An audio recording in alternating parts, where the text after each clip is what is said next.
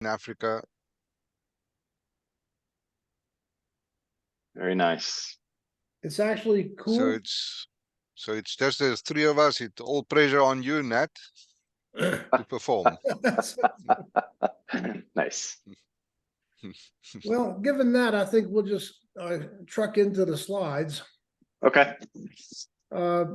Just to remind you where we were, looking at this idea of personas, which I think is quite an interesting one. And I talked about the story of the president of CU, I believe. Yep. And we did the gorilla.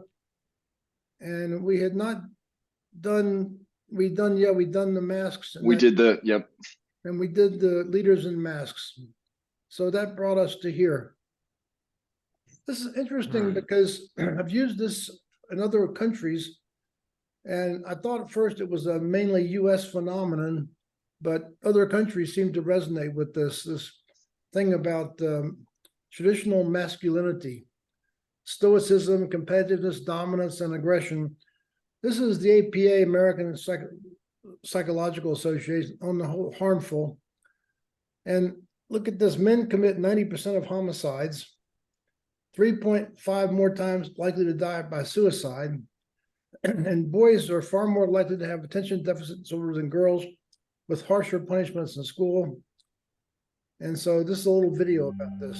Stop crying. Stop with the tears. Don't cry. Pick yourself up. Stop with the emotion. Don't be a pussy. Don't let nobody disrespect you. Be cool and be kind of a dick. Always keep your mouth shut. Nobody likes a tattletale. Bros come before hoes. Don't let your woman run your life. You bitch. What a fag. Get laid. Do something. Be a man. Be a man. Grow some balls.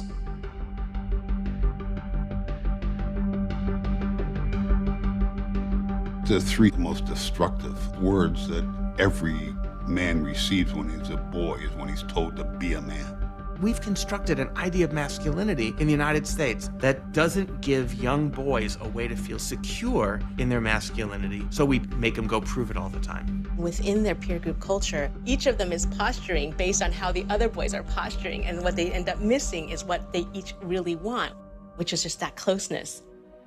In good times, guys are like really close to each other, but when things get a little bit worse, you're on your own.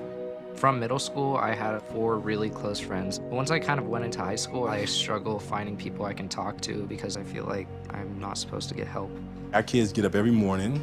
They have to prepare their mask for how they're gonna walk to school. A lot of our students don't know how to take the mask off. What is it you don't let people see? Almost 90% of you have pain and anger on the back of that paper. If you never cry, then you have all these feelings stuffed up inside of you, and then you can't get them out. They really buy into a culture that doesn't value what we've feminized. If we're in a culture that doesn't value caring, doesn't value relationships, doesn't value empathy, you are going to have boys and girls, men and women go crazy. So I think this is interesting in that you heard it from an NFL player, and this is so prevalent in our society with the DTs. I'm talking about delirium tremors. No, actually something else. How old was that video? I think it's maybe 5 years old, something it's recent, 10 years old. It's not real current. Yeah. That's powerful. Yeah, it's interesting, and I've heard it and I've done it both. Right. Men don't cry, be a man. Yeah. No. So I want you to think about persona you actually use. And here's some that have come up in workshops. By the way, in workshops, I go through the room and have people report this out vocally, and people don't have any problem doing this. And as I said before, they'll often align with your innate personality because that's what's most natural for you. Right. In the green personas, healer, minister, guru, counselor, teacher. In the includers, Mr. and Mrs. People person, cheerleader, nice guy or gal, relationship mender. The blues, doctor, super competent, Junko provided smarty pants. Intellectual aggressor, certainly I've seen that plenty. Wizards, and in directing, Mr. and Mrs. Authority figure, director, executive, general, big shot. So I have people write a persona. The one that I used when I was overwhelmed early on in my big astrophysics director job was Dr. Super Competent. So Nico, what's the persona you use? You can pick one from the list or you can make another one up. Yeah, it's one word I would say is facilitator, which is like the space of all of these. Okay. That's in, yeah. And that doesn't match your home base, does it? Your If color. you say home base, you mean the green. I'm talking about the green. Yeah. Okay. Yeah, Are you green? Home base I'm is referring green? to yeah. Okay, so that fits. How about you, Nat? So it's interesting, because I am often seen as a nice guy. Mm-hmm. And that is opposite to my home base. Yep. And then I think one of being an introvert, I don't always want to be like, I'll get approached. And that's not often what I want. So I will put on kind of like just the I don't know how to like, don't mess with me mask. Like I can go through, crowds and no one will say a word to me, but then I can also go through a crowd and people will want to approach me. So it's kind of the, I just don't want to be dealt with mask. Good. But then, in my home space, I've never done like the intellectual aggressor. That's not true. That is not one that comes out very often. But if I don't know how to get my way and I'm pretty clear, I'm not always clear about what the right answer is. I have tried that with very little success. It doesn't work well. So I think maybe that's why I don't try that one very, very often. But yeah, it's interesting. It's interesting. So I was sorry, before we moved on, and I don't know if this directly relates, but something we talked about, I don't think it was maybe it was last class or maybe it was on one of the weekends. You talked about blues do fast and inaccurate thinking. Yeah, if you're an intuitor. Right, and I'm definitely a high intuitor. Yeah, that's right. That's kind of been rocking my world. I'm like, oh, I don't know. It's just kind of, and I don't know that there's any relation necessarily to persona, but that's been an important idea that I've been chewing on. Yeah, I think we talked about the it. ability to do that. So let's do this interview. Unfortunately, I had prepared Larissa to interview me, and she's not here. So, Nat, I want you to read this interview exactly as it says. Okay. Sure. Please introduce me to your persona. Oh, I'm Dr. Super Competent. It's nice to meet you, Dr. Super Competent.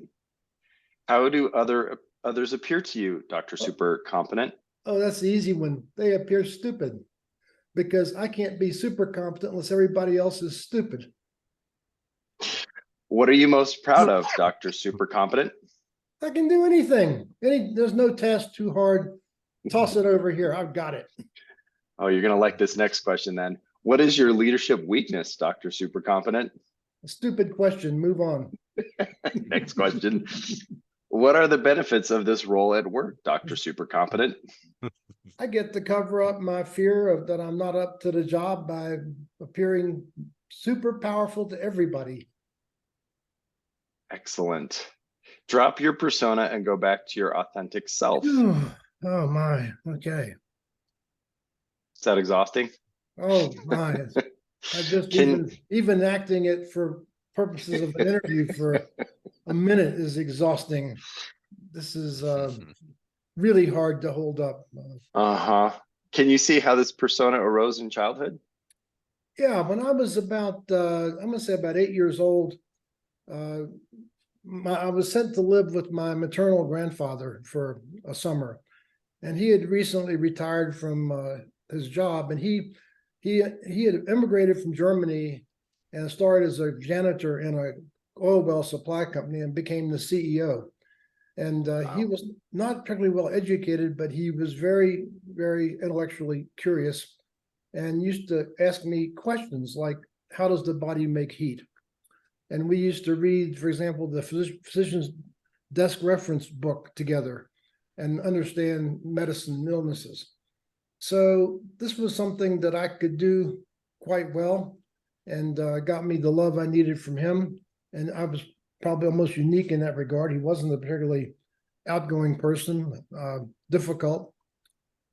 So that's I think how I got it. And also I think that's, if you talk to most scientists about how they became scientists, I think most will tell you it started someplace early in life. And so this curiosity that he kindled in me, and I don't think anyone ever spent as much time with me focused as he did.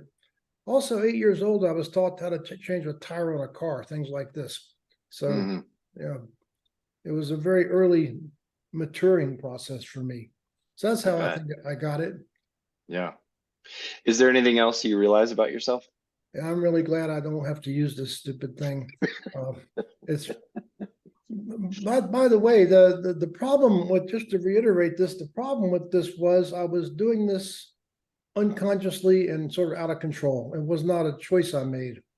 Other times I've used persona quite usefully. For example, when I was called to testify before the Congress about so-called hearings about the Hubble mirror flaw. Right. By the way, hearings, no one's hearing anything. It's a misnomer. Right. I didn't bring my vulnerable real self in there. I brought Dr. Super Competent to those hearings. I was going to, it was shields up and phasers armed. So those people weren't there to learn anything. They were there strictly to dole out punishment for the people back home. Yep. Any recordings available of that hearings? No, I don't know of any. They might. By the way, I was not in any way hostile. I just, I just was in my shield, protected. Yeah. So I don't think anyone would have noticed it. The one thing I've talked about before, I think is kind of fun. Lynn Fisk, who was my boss at the time, he called me into his office and we talked about preparing for this. And we agreed what we're going to do is whenever this question comes, we're going to pretend someone threw a piece of bullshit at us. He and I would sit there and kind of imaginary duck and smile at each other when some stupid question came, hostile question. Say, man, that was a near miss, wasn't it? So we sort of kept a sense of humor in the thing. Wow. It's nice to have someone to go through that kind of experience with. Yeah. It was, he and I were quite close. We actually worked together as associates back at Goddard Space Flight Center when we're both working scientists there. So I knew him from back then, and he was an amazing individual. So this is useful. So what I would ask you guys to do is sometime during the week, interview each other's persona, get together and do this. Sure. Nico, you on board? Yeah, absolutely. And do the questions quite literally, please. Okay. Or we could do it now, but let's just move on. What do you think? I'm fine with that. Nico? I wanna think a little bit more about my personas. Good. Yeah, that sounds good. I'm good. So under inclusions, so just to remind you, when under inclusion gets to the point of exclusion, people get hostile. So when I was at CU, one of the few things that I had legally binding on me was I had to post office hours. And so I tell people at work, if you want to hear from the people that work for you, post office hours. And I'm always gratified when I go visit them on site. A lot of them have office hours. And what it does, it lets people come talk to you, but at the same time keeps a time boundary so that people don't just interrupt you at will. So whenever a student came, I would stop everything I was doing, no matter what it was, give them my undivided attention until they were finished. And so another thing you're doing is you're meeting people's deep need to feel heard. I think it's interesting about language. There's a big difference between saying, I only have 15 minutes for you, or I have 15 minutes for you. And I think you can replace but with and almost always. And what people tell me is that when I hear the word but, I discard everything that preceded it. Right. And they've got an RAA worksheet in the workbook. This is about adequate delegation. And do people feel included in a proper role at work, which is often overlooked in workplaces to their disaster. So one of the biggest sources of drama is withheld truths. I call them unspoken lies. You watch for yourself running storylines like, I would tell them, but I don't want to hurt their feelings. It's more likely you don't want to deal with the emotional fallout. Withheld truths generate drama and destroy relationships. This is huge stuff. A lady was strolling down the strip at Las Vegas. A man approached her saying, please help me. My wife is in the hospital. I need $200. Lady said, well, I have $200, but how do I know you won't go back into the casino and gamble with it? He answered, not to worry. I have my gambling money here.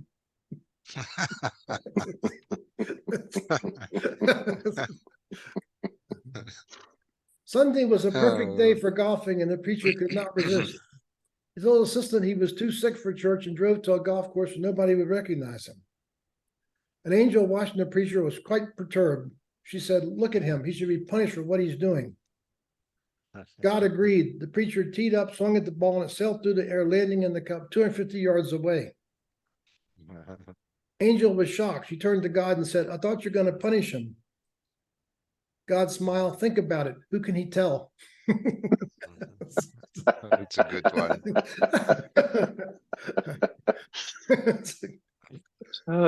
Nice. I know we didn't accomplish anything, but that's what meetings are for. Oh man, that is too true. Elon Musk, meetings are what happens when people aren't working. I think these are so far overdone, and it's about our need to feel included that we want to do these things. So limit your meetings. Excess meetings are a symptom of bad organization. The fewer meetings, the better. Peter Druck's original quote didn't even have the word excess in there. In the past 2 decades, the time spent in collaborative activities has ballooned by 50% or more. Many spend more than 80% of their time in collaborative activities, little time for work they must do on their own. So I see this at every place I've done work, particularly in aerospace. What happens is that people bring their computers into the meeting and they do other work while they're in the meeting. Right. So it's unproductive on every level. Yeah, no one's actually in the moment. And Elon Musk minimized the size and frequency of meetings. These are the blight of large companies, tend to get worse over time. I like this. Then Genesis should have a single bullet defining a simply stated decision. In other words, don't have information meetings. Feel free to walk out. It's not rude to leave. It's rude to make somebody stay when it's wasting their time. So I got a big take from a client who said, when I go into a meeting, I say, why am I here and when can I leave? And if a company rule would make a great Dilbert cartoon, ignore it.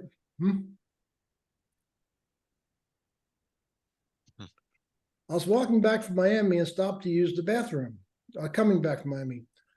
I sat on the toilet, heard a voice coming from the stall next to mine. Hey, how's it going? Although I was surprised, I answered him, I'm fine, I said. Thanks for asking.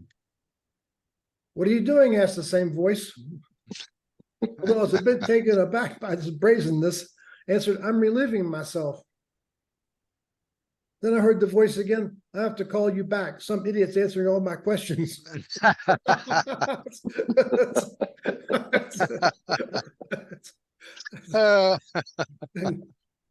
The Chinese love this joke. Nice.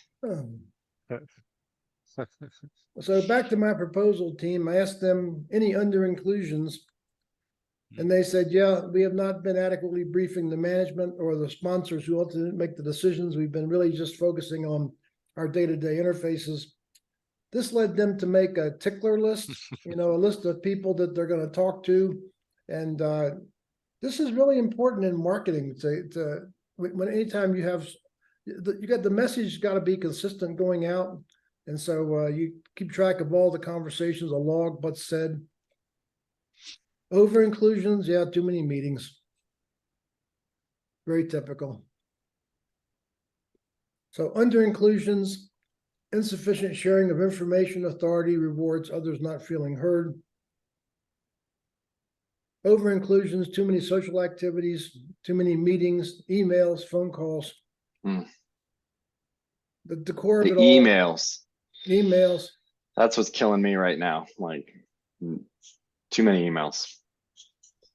So one thing I do is just religiously avoid reply all. So you'll see, like we got an email from Dorinka about she couldn't be here today, and I just answered her. I don't reply all because it just multiplies exponentially. Right. That's a good point. I think the best thing about that, Nat, is send less and you get less. Yep. I think that's all you can do. Yep. And the heart connection as opposed to persona. And I think ask others whether they feel appropriately included. I think this is really important. Just like asking people, do you feel appropriately appreciated by me? If you got the balls to ask the question, you're probably already doing it. And the same thing with feel included. But my clients would ask me this, and when they did, I would say, yeah, sure, because the fact that you're thinking to ask it means you're taking care of it. Right. So I don't do the workshop, the workbook thing on inclusion, even though I talk about it, because it ends up looking an awful lot like appreciation. So you can do it yourself in the worksheet, but I generally skip it. Let's take our clear the toxins break here. All right.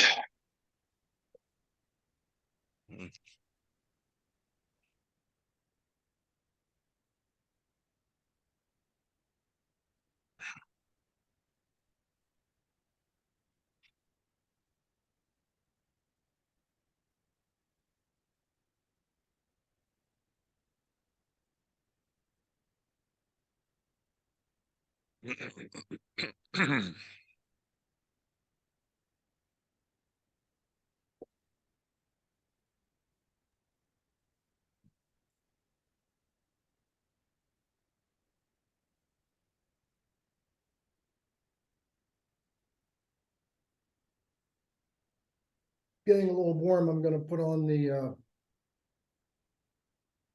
air conditioner here. Okay, so keeping your agreements. What's important here is this is about your trustworthiness. Just think about how important it is that people trust you. I think I recently looked and I've had 16 jobs in my life, and 14 of them somebody picked me. I didn't apply for them. Why'd they do it? Because they trust me. Fall, and it'll be an exercise in building trust between one another. So Harrison, if you don't mind going first, step up here on this chair and close your eyes. All right, and then everybody fill in, and we're going to ask you to fall, and then they will catch you. So you have to trust us. So I'm going to count to 3. Just relax and fall. Okay? 1, 2, 3. No, wait, no!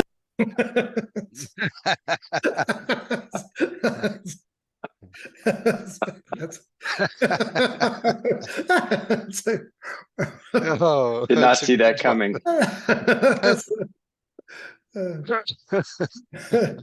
So how did agreements become important to me? Well, my father was an Air Force pilot, disciplined that way. I spent 3 years in military school, and you learn to keep agreements there or you pay the price. And in my adult life, this was broke relationships, broken agreements. After I was divorced, I dated a very attractive, very beautiful woman who happened to be an astronomer, a perfect match. And I broke it off because she couldn't keep agreements, couldn't trust her. All broken relationships can be traced back to broken agreements. So it's about living in integrity. Your behavior is congruent with what you think, say, and do. And this makes happiness, I believe.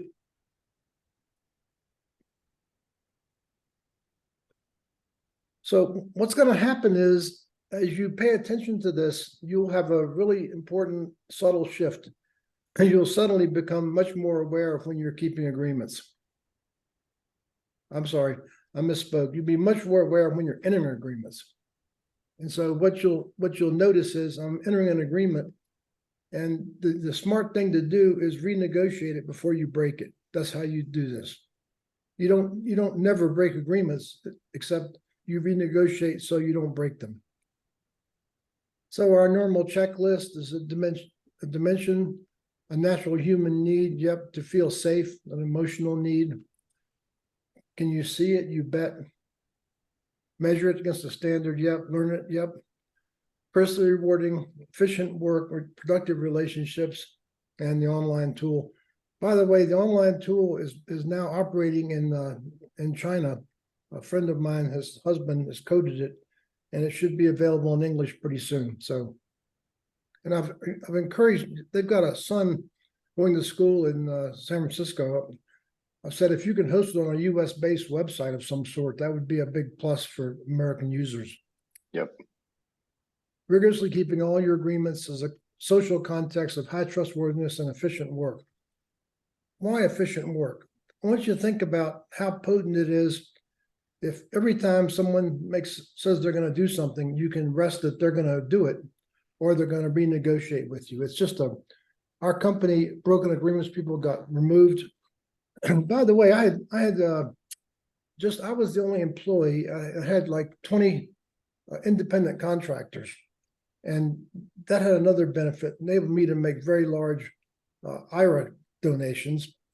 But everybody had an agreement that said, a contract that said the relationship can be severed by either party at any time without cause.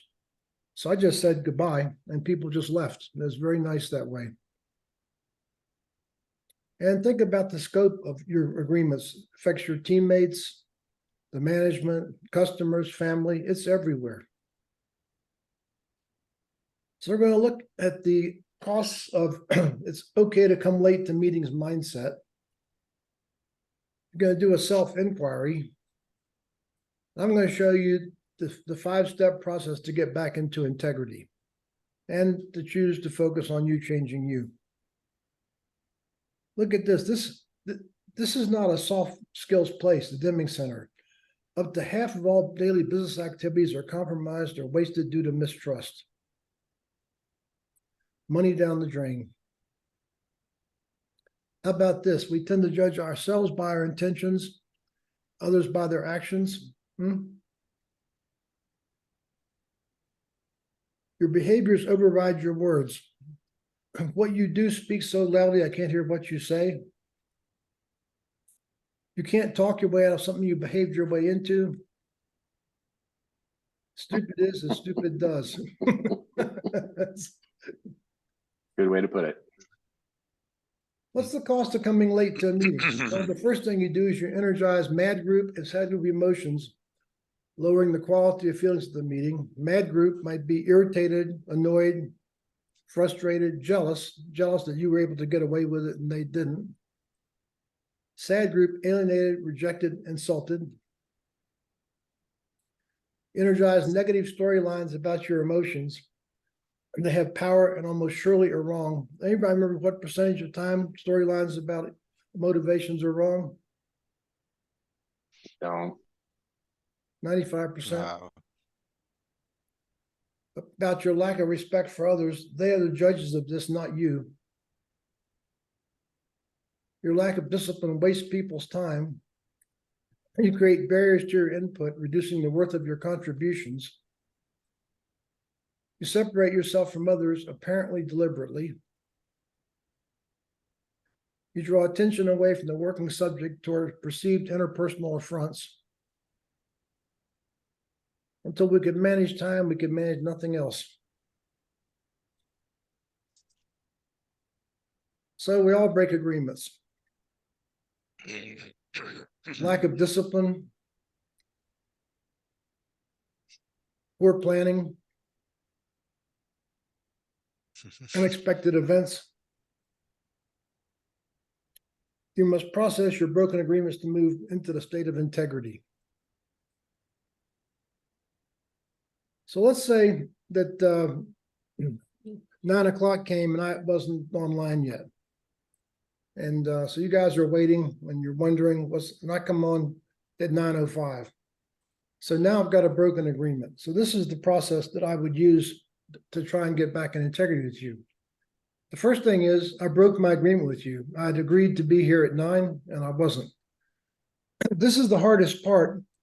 And this is difficult, but it should not be easy to recover from broken agreements. What happened?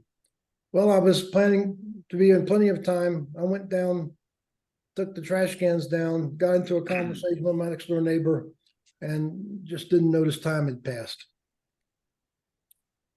How am I going to prevent this in the future? I'm not going to do anything for 15 minutes before 9, except be here ready to go. There's a story about Vince Lombardi who called to practice at 1 o'clock and fined everybody $100 that wasn't there at 12:45. They said, "What do you mean? I was here by 1." He said, "If it's important, you should come early." So anything that's important, like a client meeting, I'd always come early. Regret. So why is it important this is late in the process? Because it's too often used as a deflection. You broke your agreement with me, sorry. So it's got to be late. You should not get off the hook of telling the truth and then what happened and how you're not going to let it happen again. Then finally check in, are we okay now? So that's the process. So clear up any glitches when you return home. And I hope this is funny. If these include marital infidelity, proceed cautiously.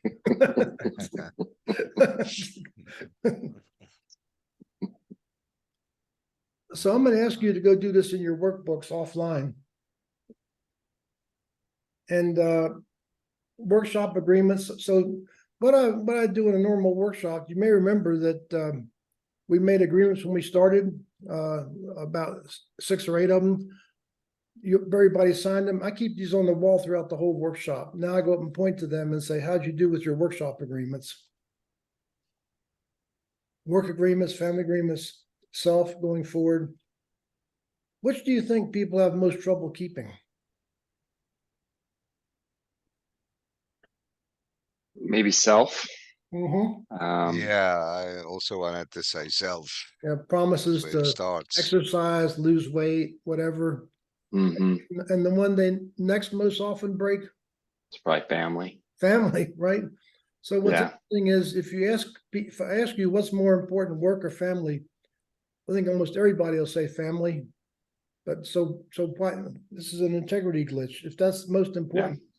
So things like agreeing to be home for dinner on time, or agreeing to take the kids on a vacation to Disneyland or whatever. Right. So I think the reason for this is that the work agreements have an immediacy about them. There's a immediate feedback and it's in your face, it's present. So I think this is really useful to sort of think about this and think about which agreements are most difficult for you and begin the habit of renegotiating those before you break them. That's about integrity and trustworthiness. This is about really deep stuff, this section. So I'll let you guys off the hook on this if you want, but I now would have people join their huddles and everybody would go through the process of doing this work, doing agreement. So I'm going to ask you guys going forward, if you show up to the class, say after 9, I want you to process the broken agreement with this methodology. Okay. Okay.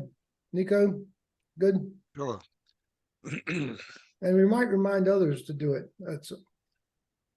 It doesn't feel good to do it, but that's the point.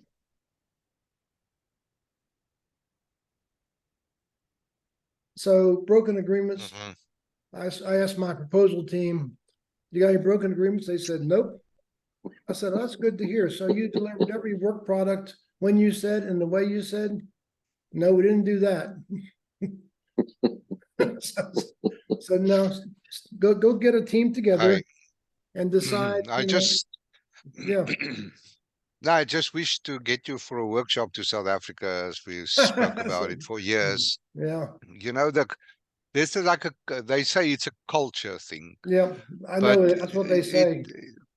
it's not a racial thing from my side, but the black people's got like a different perspective, and they think nothing of it, or like walking into Yeah, I know. whatever situation 20 minutes late, half an hour late, and so on. Well, let me finish Um, my sentence, Nico, that you interrupted me there. I said, we need to get a team together and someone's got to go look at your broken agreements. And particularly, I think the easy place to look is in deliverables where you didn't deliver what you said when and make a decision as to whether or not it's worth going through the process or not. I'm not saying every broken agreement has to go through the process, but if it's important and it's a person whose trust is really important for you to win the job, you might really think hard about going through the process with them and fixing it. And again, I think what's really important here is once you do that process once or twice, you don't just become more rigorous about agreements. You really notice when you're making them. I mean, this is really what's important. I'm aware I'm entering an agreement, and there are consequences if I don't do it. So you don't enter the agreement. And by the way, people say to me, "Well, what about if I'm forced to do something?" Well, that's not an agreement. You know, someone can say a very typical thing. We need to get the solar panel in tomorrow. Well, it's impossible. Nope, you're going to do it. That's not an agreement. Okay. Right. Okay. Right. And so, Nico, I think I'm really adverse to excuses about this, and I hear it like the one you're talking about. It's in our culture. You must be the change you want to see in the world.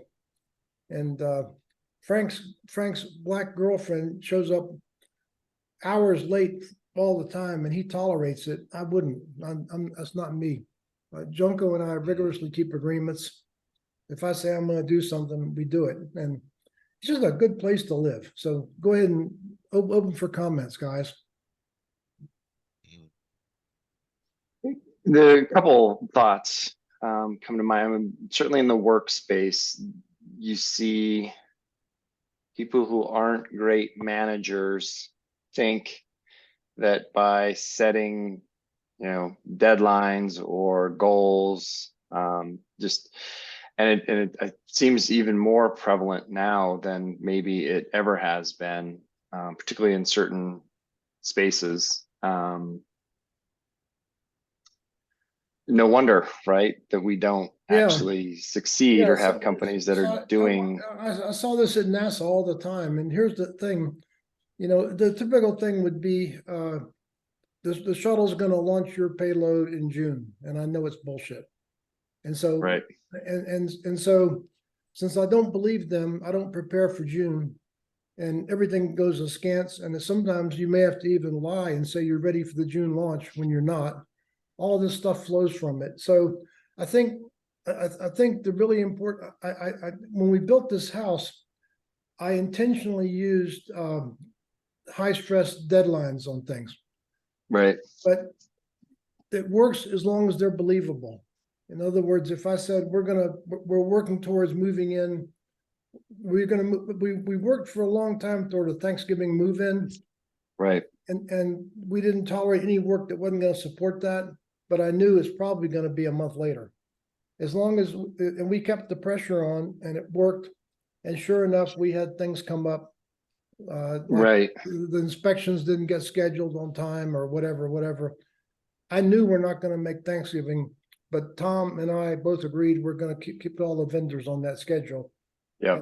And we got the house built in 14 months, which I think is really pretty good in this environment. We lost a month redoing the foundation, so that's really 13 months. So, but as long if we had said we're going to move in 3 weeks, it would have been ignored. No one believed it.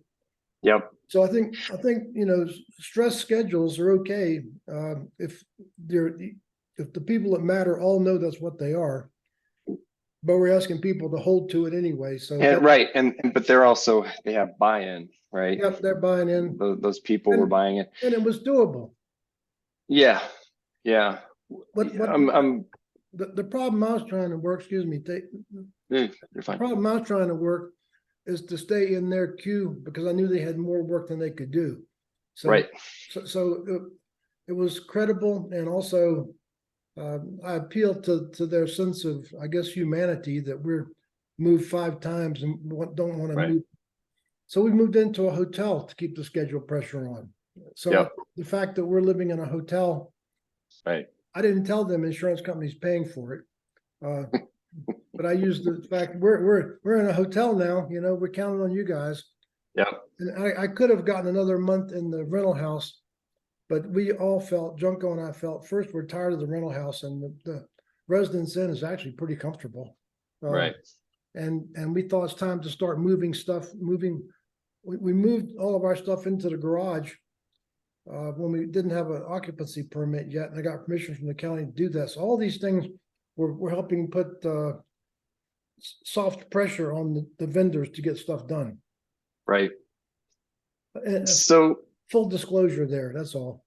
yeah, so I find myself kind of wondering about Nico's situation, because I've experienced it as well. You know, where someone else breaks an agreement that maybe you thought you had, but maybe they don't have the same perspective. And I don't know if that's part of the course to kind of talk about Yeah, I think when someone else breaks an agreement, how you at least do your best to hold them in to be accountable. And then obviously if they can't. I think goes back to noticing when you're entering them and when you're asking other people to enter them, and reiterate with them, let's make sure what we're agreeing to here. Yeah. And make sure we all understand the agreement. So I think that's a really good point, Nat. So, you know, say to them, let's be clear. You're willfully entering this agreement, and you're going to protect your trustworthiness and integrity by keeping it, right? Yeah. And that's the point for them to say, wait a minute, I really can't do it. And then you say, okay, let's talk about what can be done. Yep. Yep.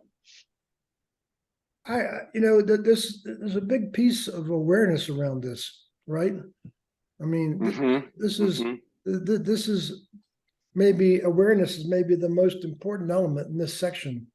I'm aware I'm entering an agreement, and I think how you name things matters, and name it as living in integrity or being trustworthy names this activity in the right way. Yeah. When you elevate it to that level, I think it becomes in its appropriate importance. So if I can just share something about the South African context, you know, this is very sensitive situations. And I think probably you guys know that I'm probably the most liberal thinker in South Africa, but I mean, there's also realities, and it's a well-known strategy, you know, when they create a situation to get a white person out. If you remember, we are the minority, not in control, etc. And now you're a white manager, and if you address people too like straightforward, keeping them to agreements, you're just labeled as a racist, and everybody teams up against you. So, you know, and that is how some of them then get promoted, you know. Well, that's a choice you make, isn't it? You know, I think it's a matter. Yeah. So Nico, it's about who you are, and my integrity is not for sale. Okay, it's that simple. So if I talked about this example, I'm working with a proposal team, and let's just say, for example, we figure the job's going to cost 150 million, and someone gets some insight, said the customer will buy 100 million. To lie about the number, I leave. I won't play. Yeah, no, that's and I just tell them, I'm going. If that's what you want to do, I'm going to call right now, rebook my flight home this afternoon. I'm not part of this. Yeah. And you know, it shakes them up, you know, and so they back down. They don't like the idea that I'm walking out the door on them. So it's about you not participating in it.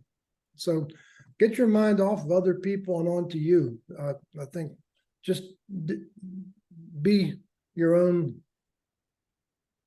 self, who you are. Don't play. Okay? Don't buy into the bullshit. So we look at broken agreements. It's just the two of us. I'm not going to do the workbook work with you. And we're 8 minutes to go. Now I work with a lot of project managers. And so I'll give you the project manager truth translation table. And you just might think about solar projects. Essentially, complete means it's half done. We predict means we hope to God. Risk is high but acceptable means with 10 times the budget would have a 50-50 chance. Serious but no insurmountable problems means it'll take a miracle. Task force to review means 25 people incompetent at their regular job will review the project. System is ready for delivery means the money's all gone, we give up. Right. Oh yes, the Bobs. So this is I'm going to show you a video to try and pick up the mood. This is heavy stuff people coming in the face with their broken agreements. Right. The movie's Office Space, and it's about a guy whose girlfriend thinks he's cheating on her. So she takes him to a hypnotist who hypnotizes him into a state he can only tell the truth all the time. The doctor dies of a heart attack. He goes into work the next morning in that state, hypnotized state, and talks to consultants about layoffs.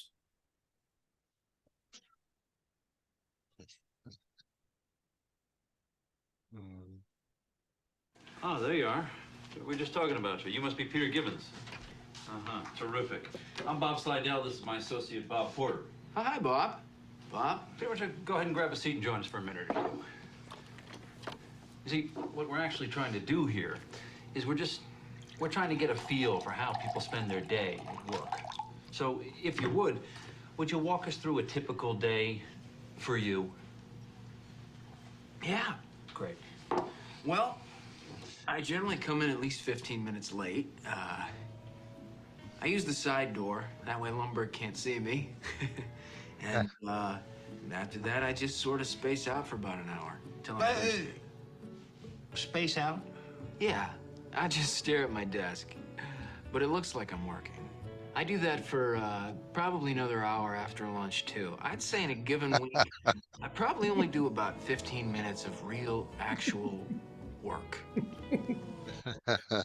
Peter, would you be a good sport and indulge us and just tell us a little more? Oh, yeah.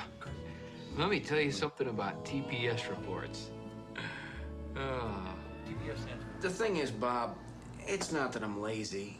It's that I just don't care. Don't care? It's a problem of motivation, all right? Now, if I work my ass off and Initech ships a few extra units, I don't see another dime. So where's the motivation? And here's something else, Bob. I have 8 different bosses right now. I beg your pardon? 8 bosses. 8? 8, Bob. So that means that when I make a mistake, I have 8 different people coming by to tell me about it. That's my only real motivation, is not to be hassled. That and the fear of losing my job. But you know, Bob, that'll only make someone work just hard enough not to get fired. Would you bear with me for just a second, please? Okay. What if, and believe me, this is so hypothetical, but what if you were offered some kind of a stock option equity sharing program? Would that do anything for you? I don't know, I guess. Listen, I'm gonna go. It's been really nice talking to both of you guys. Absolutely. The pleasure's all on this side of the table, trust me. Good luck with your layoffs, all right? I hope your firings go really well. Excellent. Great. I'd like to move us right along to a Peter Gibbons. Now, we had a chance to meet this young man, and boy, that's just a straight shooter with upper management written all over him. Ooh, yeah. I'm gonna have to go ahead and sort of disagree with you there. Yeah, he's been real flaky lately. And I'm just not sure that he's the caliber person that we would want for upper management. He's also been having some problems with his TPS reports. I'll handle this here. We feel that the problem isn't with Peter. It's that you haven't challenged him enough to get him really motivated. There it is. Yeah. Well, I'm just not sure about that right now. Yeah, Phil, let me ask you a real quick question here. How much time would you say you spend each week dealing with these TPS reports?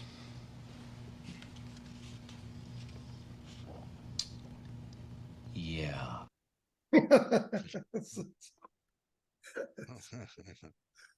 Such a great movie. Yeah. Yeah. Your success and contentment require others to see you as trustworthy. Living in integrity, that is that your actions match your words. So again, pension, you'll notice now when you're entering agreements. You notice when they become problematic and renegotiate them before you break them. Process and broken agreements move back in a state of integrity. So we got 2 minutes left. Who wants to talk about this segment? You notice I'm keeping my agreements to stop at 10. Yes. Yes, and I know you are always early, and I am trying to be better at emulating that. I don't know. I'm still, there's just so much to kind of process. Like, I think part of the challenge for both of these subjects we've talked about, both the personas and processing agreements, unless you're really attentive, you don't always notice. Yep. You know, I think I'm still kind of uncovering some of the personas that I will trot out periodically. Because I just really haven't thought about it a lot. And then I think on the other side, I would grade myself as being okay with my agreements, but far from great, far from integrity, the integrity that I would like to have. So it's, you know, part of the challenge with anything is, you know, the first step is kind of recognizing that you've got a problem. So yeah, that's just, and it's been this way throughout the course. There's just like always so much to kind of ingest and take on. Well, I'm going to just take us back to basics, and I'm going to stop and we can pick up the conversation next week. But two things, the persona, the issue there is whether people feel included by you or not. That's the core issue. If people feel excluded, you got a problem. And the question about the agreements is whether you're living in integrity or not.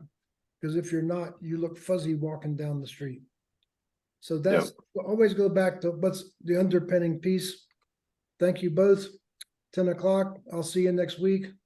Thank you both. Yeah. Thank you. And Nico, I'll reach out. We can do the persona interview as well. Righty. Bye, Thanks, everyone. guys. Cheerio. Cheerio.